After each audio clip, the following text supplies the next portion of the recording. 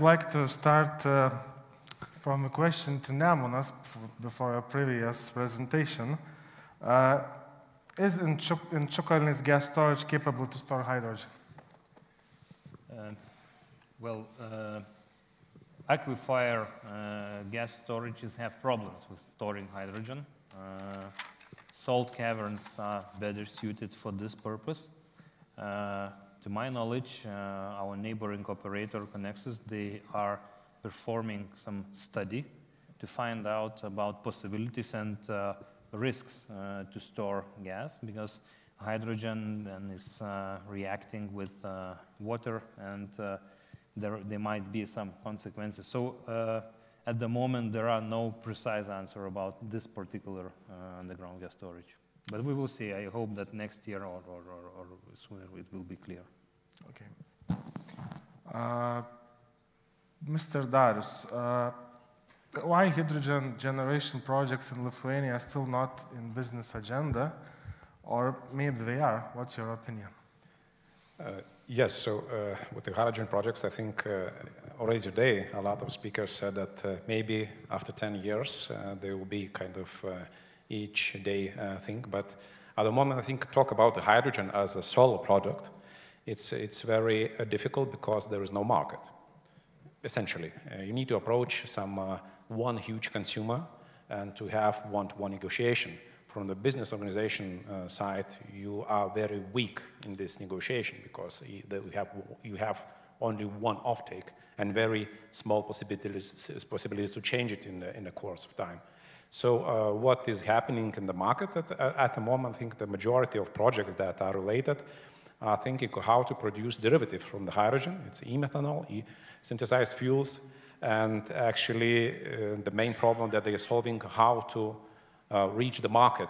Where is the market? I think everybody knows that Germany now is the market that dictates also the price levels. So, in short, I think the business now looking for the price signals that could be fixed for 10 years, simply to be able to finance your project. So in that case, we are looking especially for the schemes that already are there. So as a transport sector, they have this mandatory obligation to blend it to have some second generation e-fuels. So that's how it's created. It's great, how to say, security that more or less the market will be there, and it bound to be expanding in the future. So the idea is that hydrogen now is looked as the intermediary that will be produced and then converted in some e-fuels. But directly for the green hydrogen, there is still too early to say that it could be sold as the commodity. Yes, we finally have a definition about what is the green hydrogen, what are the conditions, exemptions, what are additionality criteria, how it should be applied for the businesses, and so on. So, but in any case, in Lithuania, for example, if you have an electron, green electron, it already has commodity and price. So you sell it on the market. Until you kind of meet the wall when you cannot develop further with business as usual as a green electricity, I think conversion to the more complex business models will emerge. Okay, but what about companies in other countries which are creating by their own the demand, like shipping companies, for example, in Belgium?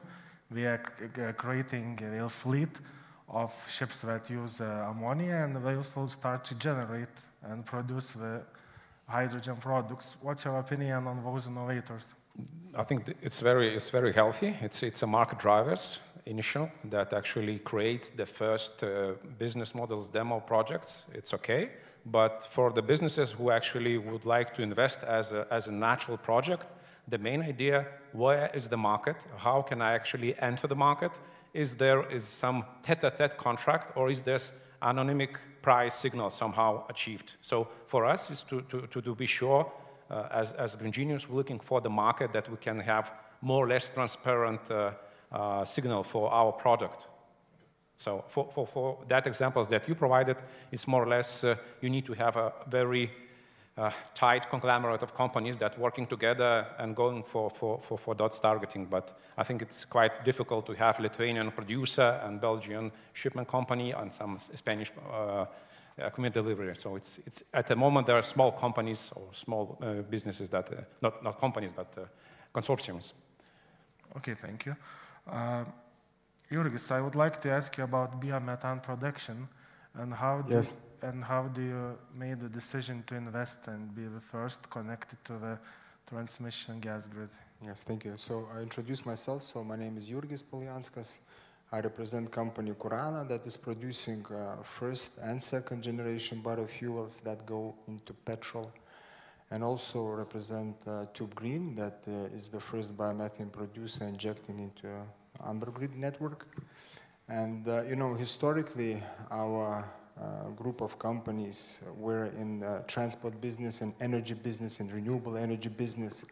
So as soon as the directives came out, as soon as we see the need, to stop the climate change, we thought that it makes sense to invest into the biofuels. So that was the first investment. That was Kurana. So Kurana is producing first generation, second generation biofuels. So basically, we extract, let's say, starch from non-food grain, and that makes bioethanol. What is remaining, this is, we can call it proteins, and we can call it biomass, that is going to biogas production, because we thought that green energy is important, and while we producing biofuels, we want to use green energy. So from biogas to make biomethane, you just need to purify it. It is a complex process, but considering the whole structure, it's quite simple. So it was, let's say, natural evolution of the value chain. And of course, difficult to connect to the grid, difficult to operate the business because there are many sustainability requirements, many legal requirements, many technical requirements, but it was a natural decision. What I want to stress here, that this is the value chain. So it's not a separate business. Biofuels, biogas, synthetic fuels, this is a value chain that begins from the first generation biofuels. So next step that we plan after making work Tube Green, we emit a lot CO2 in a natural process, okay? So when you make ethanol, there is some CO2 coming out. When you make biomethane from biogas, you collect a lot of CO2 as well. So we plan to collect that CO2 and then produce synthetic fuels that might be used in the future cars. So this is a natural value chain. And what is important here is a stable political environment, stable social environment. We will need all different types of fuel. We will need all different types of engines, electric, internal combustion, gas, in order to move effectively and sustainably to mitigate the climate change. And do you have enough waste for the production of these things? Yes, so this is a very important point raised by Nemunas, that in biomethane, in biogas, the key thing to produce it is waste. And it is difficult because for many, many years, we were moving into the circular economy, right? Zero waste policy, yeah? And now we say we're gonna pay premium for waste. So sometimes what I see that the waste is appearing more and more because it's being incentivized. You give a businessman an incentive, he will find a way. So that is, let's say, a gray side, a dark side of this thing, that there is probably more not natural waste coming up. But in our case, we have waste, and we have waste from the first and second generation biofuel production.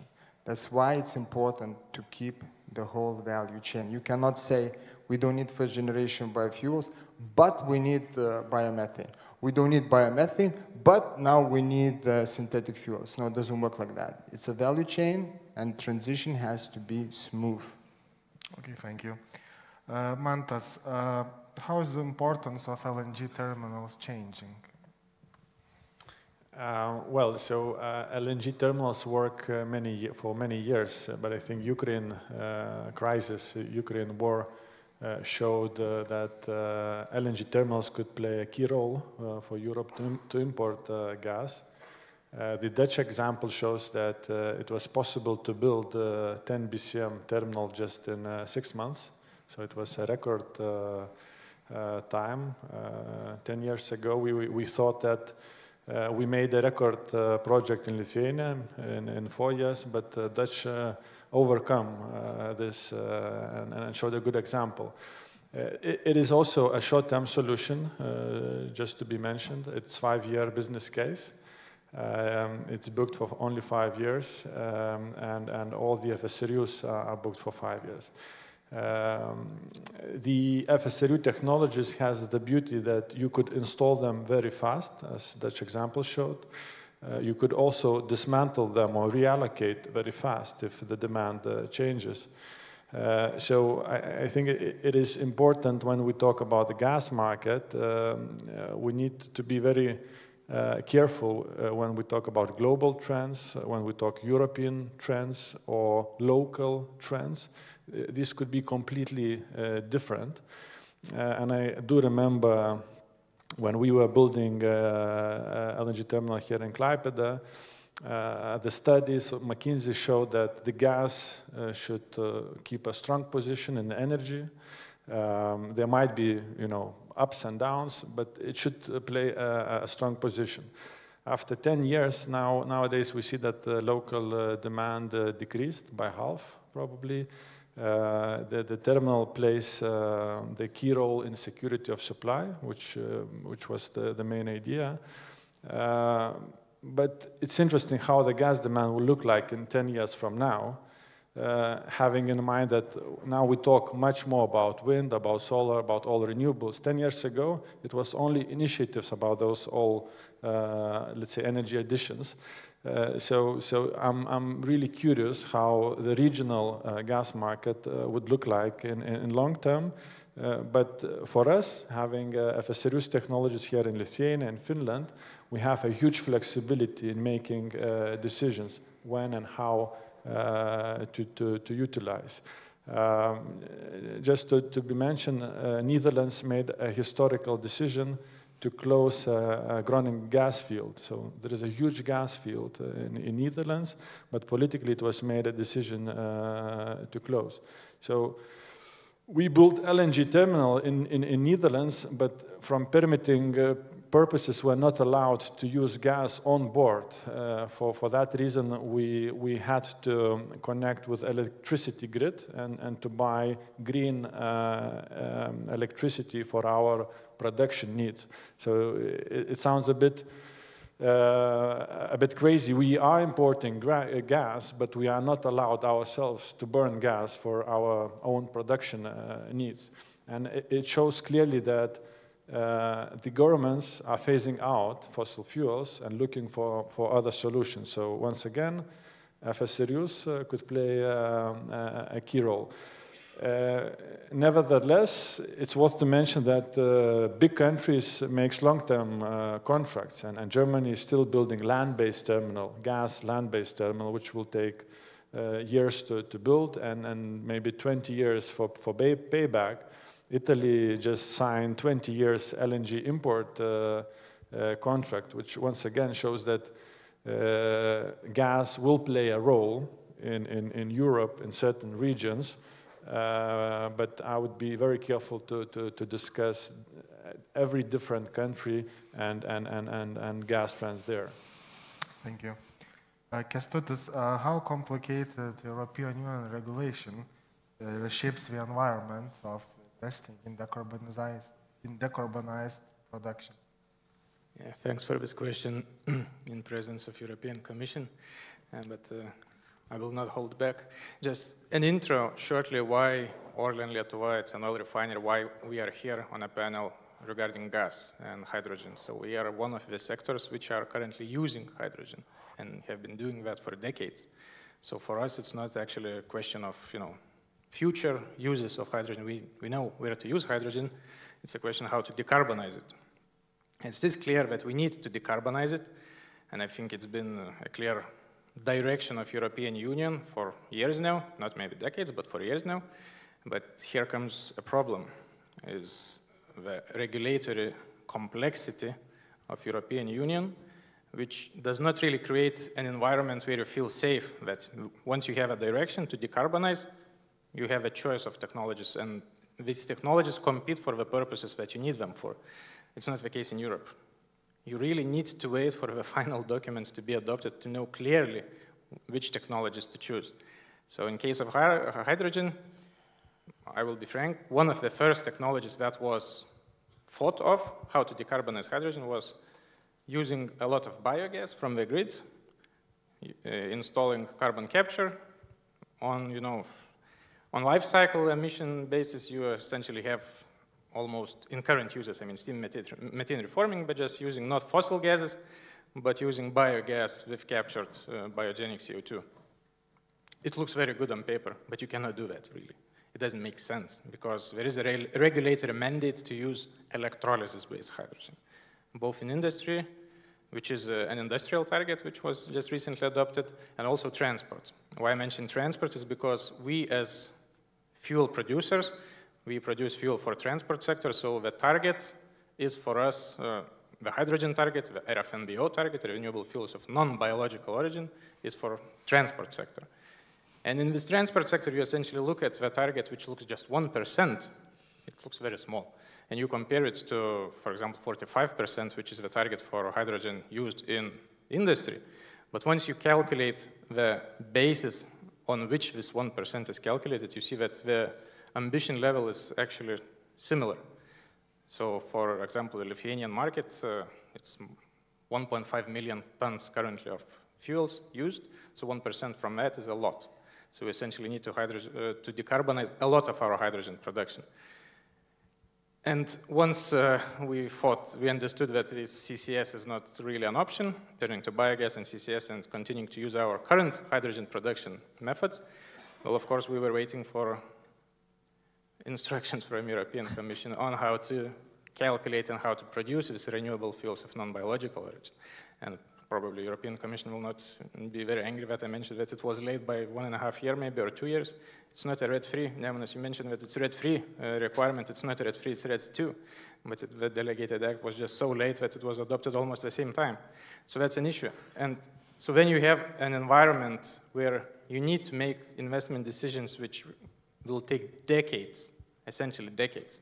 So for example, this carbon capture, it would mean that it's essentially a 2-decade-long investment projection. But you can't use it because you don't have 2 decades. So essentially, you're waiting and waiting and waiting for final decisions before you finally make the investment decision on essentially billions of euros to transform.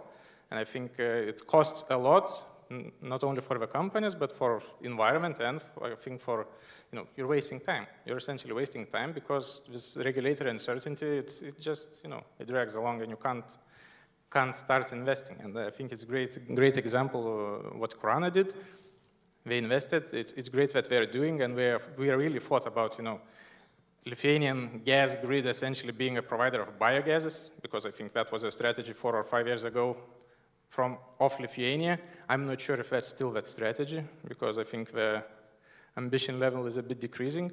And for ourselves, we see that, well, it's great, biogas is really great, but it's electrolysis-based, at least hydrogen market, hydrogen production, it's a clear pathway.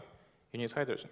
So I think that really complicates in our case, because we're still a large company, we're still thinking about million tons, not thousands of tons, and investment is counted in billions. And of course, it's very essential that the first 3 panels were based, they're focused on electrons and electricity, because without that, as Nemunas mentioned as well, you cannot really go into green hydrogen, because you need surplus of electricity to be, sort of ignorant to all the efficiency losses that you have with turning electricity into other forms.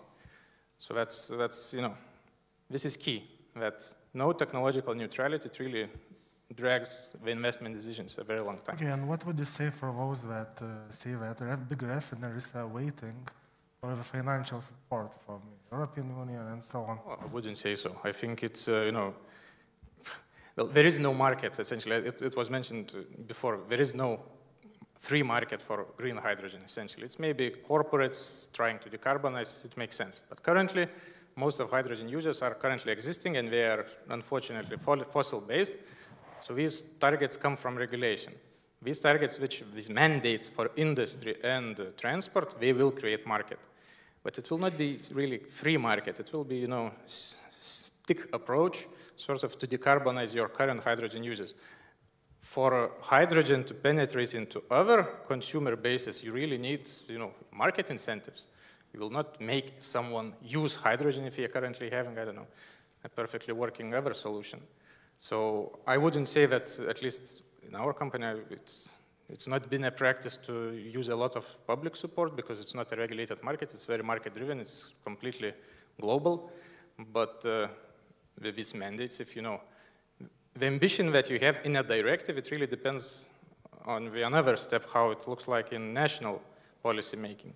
And national governments, they tend to be very ambitious, overly ambitious. So maybe if, Lithuanian government decides to have 10% of, renewable fuels of non-biological origin in transport sector by 2030, maybe some form of support would be welcome, because otherwise you're, killing your local business in that case. Okay, thank you.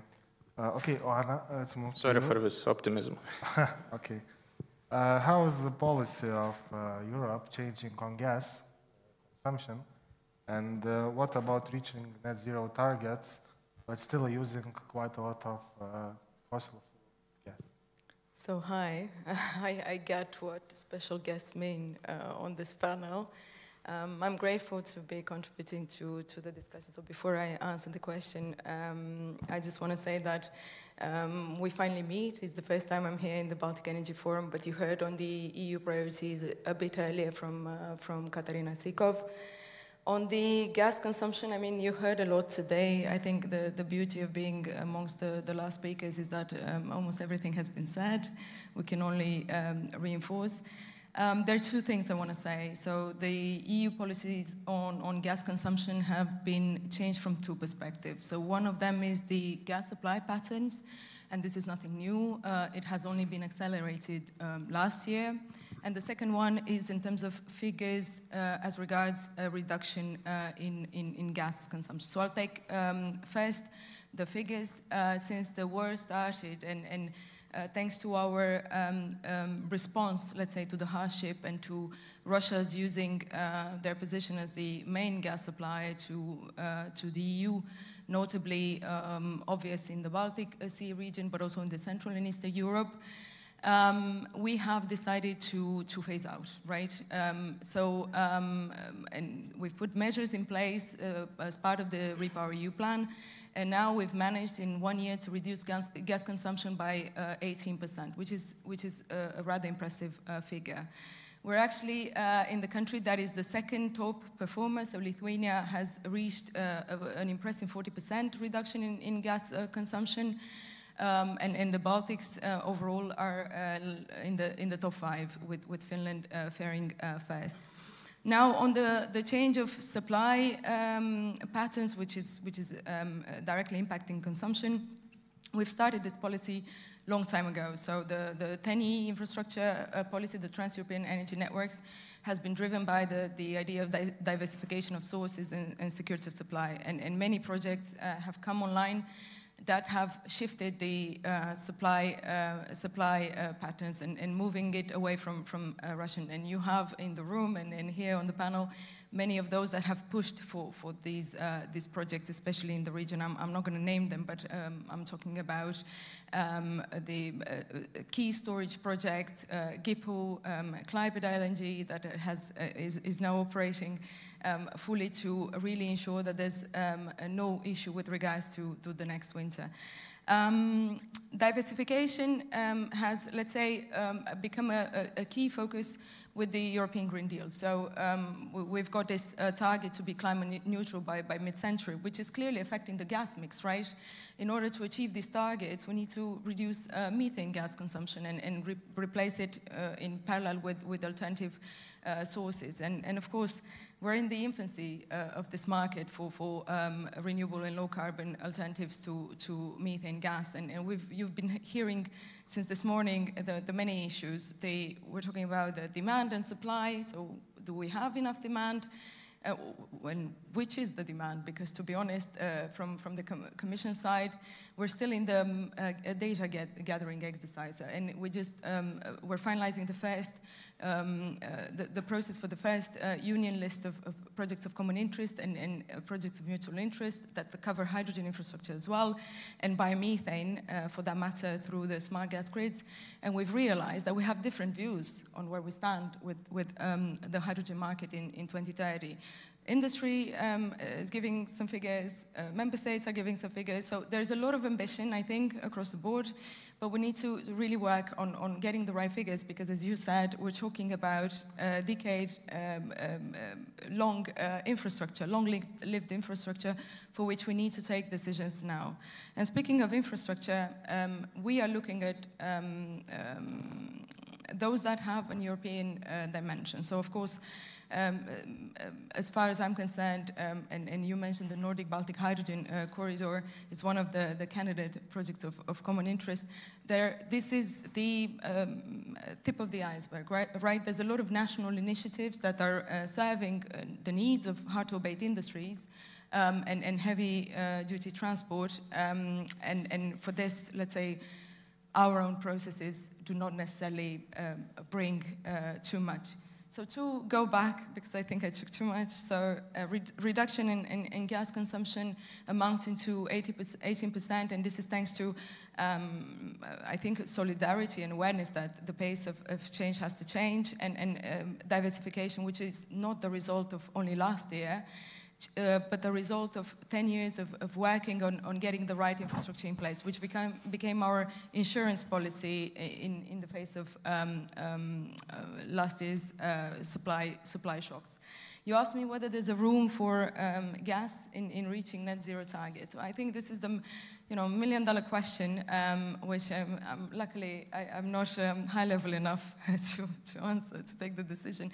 I think the intention is very clear, right? We've got a Green Deal and lots of regulation and legislation, as you've pointed out correctly, trying to get us on the path to net zero. Net zero doesn't mean 100% renewable. Net zero covers a spectrum of technologies, right, including the CCS, as you said. But I think it's very clear that in the medium and long term, we need to reduce gas consumption. And I'm saying this with an eye to next winter, and I'm saying this being very anchored in what is happening geopolitically. Myself, I'm Romanian, so I understand very well, energy security is very high on the agenda of Eastern Europe. However, I think there's a need for a collective effort, and I think that this effort is happening. The ministries, regulators, TSOs, and industry all together, we're trying to find a solution. And I'm just to give an example, to look at how the gas infrastructure can be a stepping stone for looking at this and integrating all these renewable alternatives to methane gas, be it hydrogen or biomethane, reverse flows from the distribution to the transmission grid. So there's a lot to be done. I think we can't do it with the current step of pace of business. And I think there's a lot, and you've already outlined many of the good projects that are going to take us there. So. Okay, thank you. Nemunas, one question about a hydrogen corridor, possible hydrogen corridor. Is it related to the Rail Baltica corridor? Well, it might be, but not necessarily. It is not so much interdependent.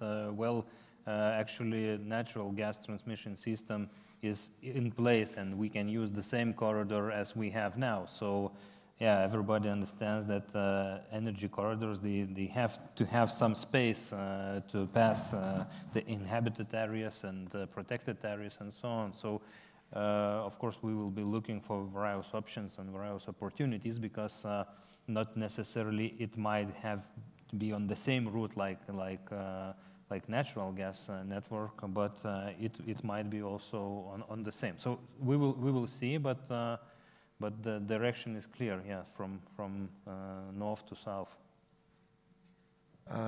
Mindaugas, what are options to decarbonize marine fuel?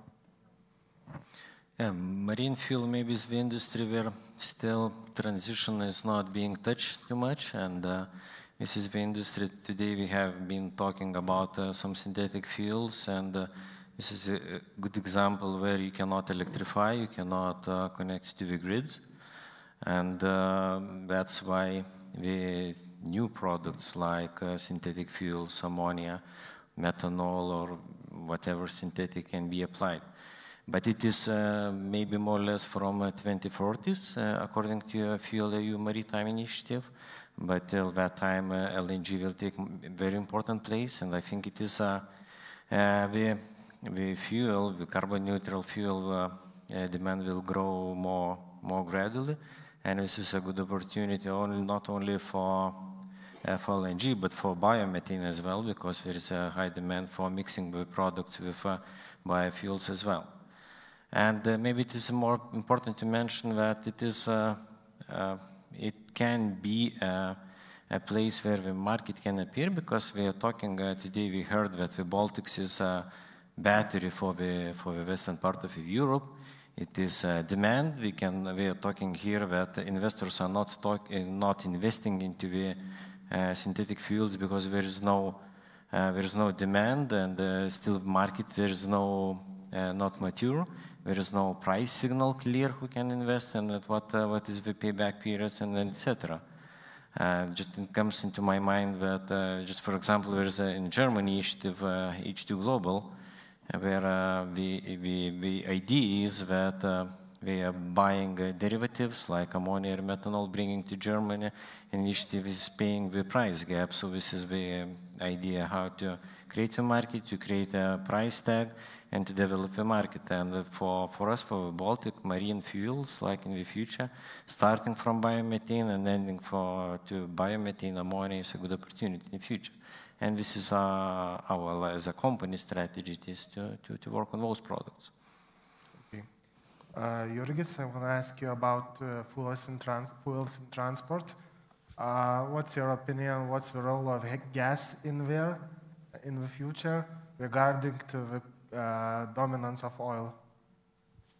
So, thank you very much. So, as I said before, every fuel will have a place in the future because we need them all. And as we saw, even fossil fuel will still be needed in 2050.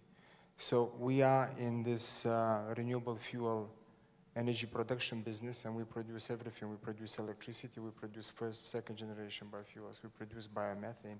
Now we plan to produce synthetic fuels. But I want to give some context here, and of course I want to be very nice and very kind and say that everything is perfect, but at the same time I want to be realistic.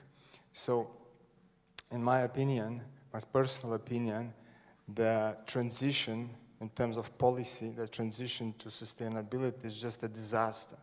The way European Commission is handling it, the way local governments are handling it is just a disaster. Basically, it is like this. So we have not started walking, we want to run. We failed to run, then we say, listen, don't worry, we're not going to run anymore. Now we're going to sprint. Yeah? So that doesn't work like this. I think that oil industry and fossil fuel industry that was with us over 100 years did a lot of good things for us, right? And then we said, maybe too fast. We said, now we're not going to need you in 10 years or in 20 years, okay? So there is a very big, very rich, very powerful, unhappy player already in the market, right? Then we say, we need biofuels, okay? Good, we need biofuels. So then biofuels start fighting with the fossil fuels.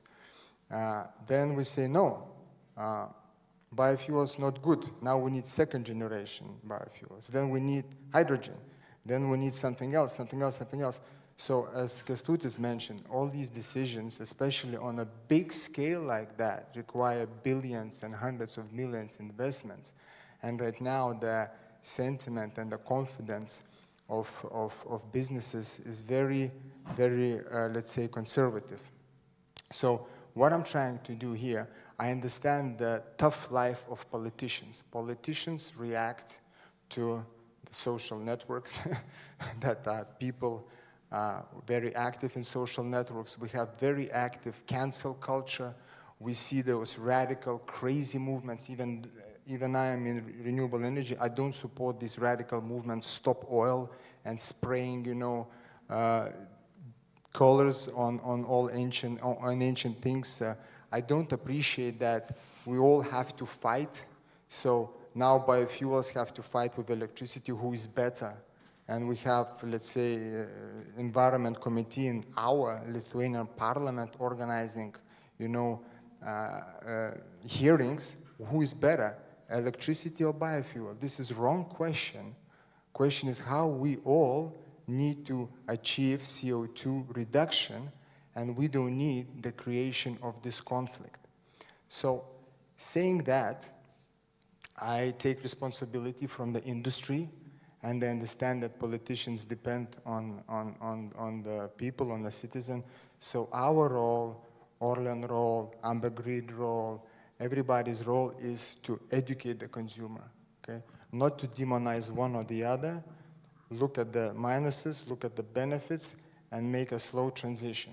So now my long answer is done. Now the short answer is that I see the future for electric cars are very good for short distances for now, for city, maybe for richer countries. I see biomethane as fantastic solutions for trucks, that electric trucks trying to be there, but in terms of economics, it's not going to work.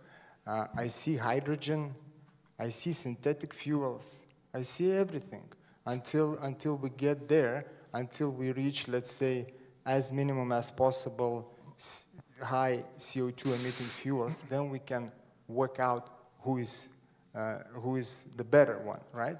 At the same time, I want politicians and everybody else and the citizens and people to take responsibility for what they say. Because we, all of us here, and businesses and engineers, we can produce anything. We can even fly to the moon and back if we want, right? But why we don't do it? It costs too much. So who's gonna pay for this?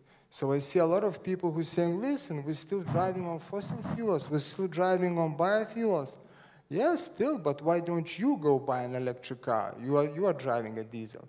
So we all have to take here responsibility. We can't rely on business, we can't rely on politicians to make it work, okay? And somebody has to pay for it. So we're gonna get there, all of us together.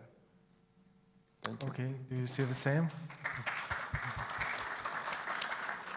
I think it's hard to disagree on the point that, there's no one solution. Everything will be possible. I think just to add on is, biofuels, of course, liquid biofuels is, they are essential for short to medium term and maybe long term in aviation as well, because the whole infrastructure, everything is essentially there.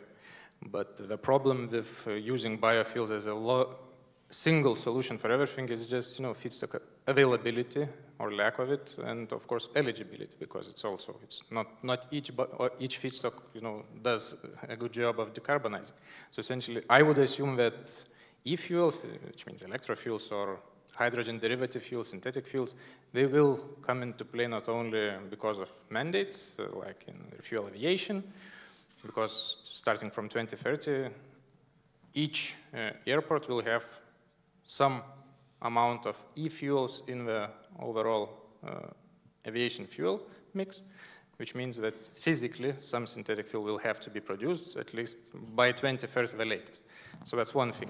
But where I see market, it's just my personal opinion, you cannot quote Orlen on that, is that e-fuels will have market once, the potential of biofuels and availability of feedstock is exhausted. Because currently we are thinking that Europe is a front runner in this path towards decarbonizing transport sector, but there are other regions which will be doing the same. And we will not be, European country fighting another for some, land spot or some sourcing of waste from Eastern Asia. The Asians will use it themselves. So there will not be any waste or feedstock coming to Europe anymore. So that's where, when you still need energy, you still have, mandates for decarbonized, low carbon fuels. That's where e-fuels probably will start to pick up.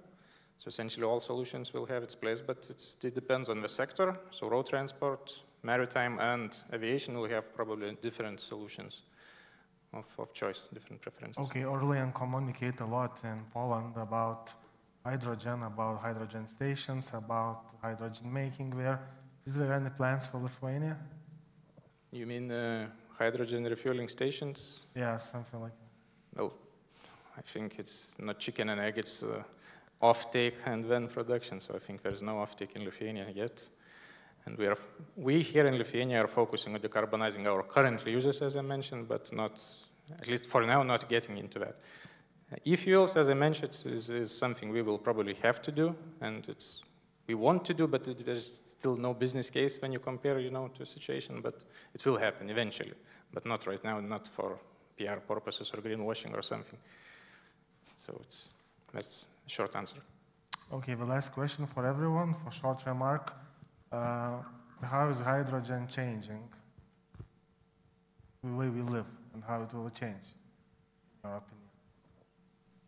Let's start from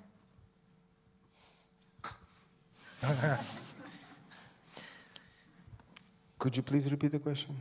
How hydrogen will change our lives and your life too? We'll have to make new investments, I guess. First thing comes to my mind. But listen, it's a very broad question. It's not going to change our lives significantly, but it will contribute to the change. There are many things to solve, We still have internal combustion, We still have infrastructure. We already invested a lot into the electricity, into electric grid, into electric cars. Hopefully will not depend on China in terms of raw materials and will not depend on US in terms of technology. So we need many solutions. How it will change should change to the better, but to get the better, to get the hydrogen, we need to be richer, we need to be more economically viable, more economically strong, because it will cost more. So I don't want to scare anybody, but today we calculated the price of hydrogen, so I said go recalculate again, because nobody's gonna buy it, Can you name that number? No, I don't want to scare people on Friday night. On Tuesday. Maybe the calculation was wrong. So let's see when they recalculate. But it will change to the positive. Listen, it will change to the positive for the climate, for everything. But let's move slow because somebody needs to invest into hydrogen.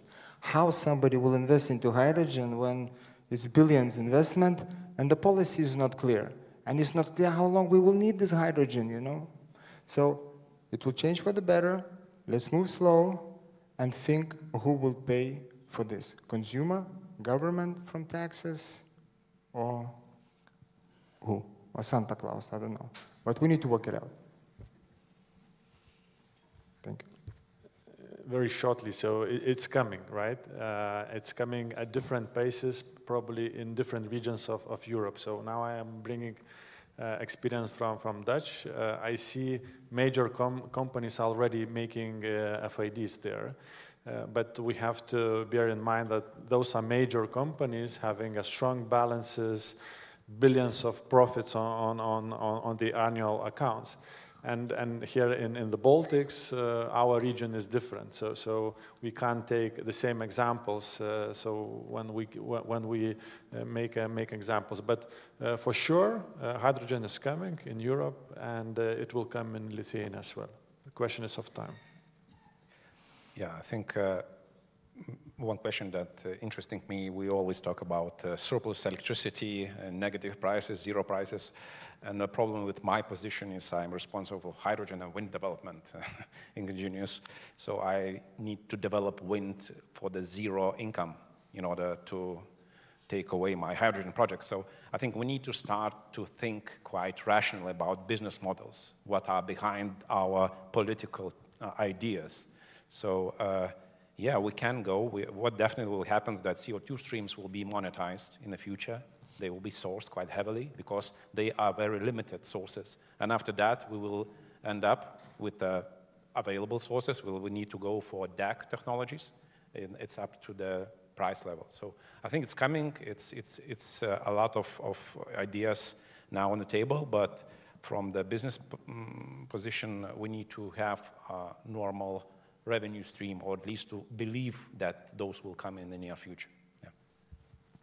Well, I think I mentioned, starting my speech, is that we are using already hydrogen. So it's been, in everyone's tank, in everyone's, fuel. It's been a long time because it is an essential component to produce quality fuel. So it will continue. In case of Orlen, Lithuania, refining, and probably other industries, it will just be a case of how fast and how efficiently you can decarbonize your current use.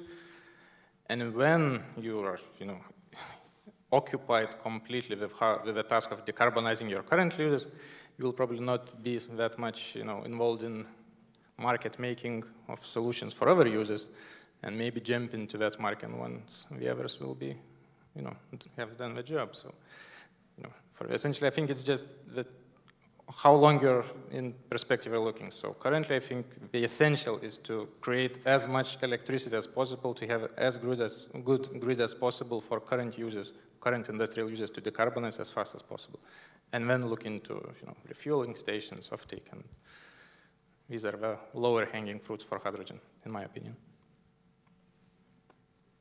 Well, I can answer shortly about the hydrogen prices. Basically, the literature shows that it might cost as much as 150 euros per megawatt hour. Of course, it depends on many variables. Our partner, EX Exchange, they just recently opened the index of hydrogen. There the price is around 250 euros per megawatt hour. But yeah, that's only very rough indications, but potential is downwards, of course, because of the scale and other issues. But we should understand, like, if this conference would happen in 1950s Europe, we would probably speak about natural gas then. And it just happened. It was a huge industrial and energy conversion that was happening around 30 years. Taking into account 2 oil crises and so on, that enabled even extraction of natural gas from North Sea, that previously was like impossible. So I am sure the world will adapt. We will adapt as Europeans, because we have to change absolutely our industry and our energy from dependence on that fossil part, because of the countries that own that. We are in danger. That's obviously. So that change will cost also. It will depend also on our decisions, how we will arrange that market. It will depend on politicians, and it will depend on businesses, how they will adapt. And that will be a difficult way. There is no silver bullet. We have plans, we have ideas. We have to go that path and make our mistakes and create new things and so to go on. So that's why it will take not 1 year or 3 years. That's why it will take 10 or 15 years. But that is the path of the change. Yeah, just for me almost to summarize, but I fully agree to Jurgis that in the future it will be a place for very many different energy carriers. Now we're talking about oil and gas, but in the future it will be ammonia, methanol, etc., all the names we have mentioned before. And this is a place for, and opportunity for us to produce and to transport and to sell all those fuels in the future. Second, we are talking about a lot about the forecasts. That means we are forecasting that this or another technology will emerge, but still it is a forecast. We forecast that the cost will be 150 or even below, but we don't know yet which technology will prevail and which technology will be the cheapest. And in any case, those technologies are very costly, and I think that on European level we have to allow for business more freedom to choose which technology will be prevailed, which will be the most economically viable. The same CCS, now we're talking CCS more viable for cement only, but it can be used for blue hydrogen as well. For some industries it would really help to save and to be competitive, because we cannot talk about the hydrogen itself. We should not forget economy. We should not buy the transformation, kill the old economy. That's shortly. So my turn. I wanted to pick up on your comment. We're not organizing this in 1950. We're in 2023, and Europe is warming faster than the rest of the world. And it's difficult sometimes to think about it. There were 2 degrees last night when I was walking in Vilnius. But we're not sitting right, and we absolutely need this energy transition. Now, on hydrogen, hydrogen will not change, because hydrogen is here. What will change is the renewable hydrogen. That's why we're all here and discussing. Otherwise, it's business as usual.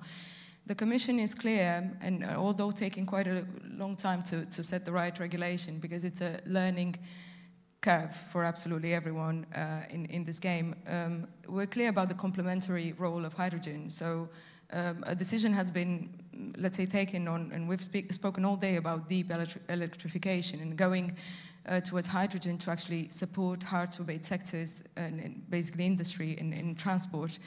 How will it change? The hydrogen economy is not, and the hydrogen market is not the natural gas market. So we don't have the same rationale for developing hydrogen as we had for natural gas back in when we started. So we really need to make, indeed, difficult decisions with regards to the demand and supply and, of course, infrastructure. So it will change, and I think what we're trying to do in the Commission is to support industry as much as possible, but also consumers, because, I mean, we're all paying, at the end of the day, the price of the energy transition, no matter the technology we're choosing. So the effort of the Commission is to really put in place the right regulations or tools for member states to support and really minimize the cost on everybody involved. Basically. So, yeah. Okay, thank you all. Let's finish. Thank you. Thank you. Thank you.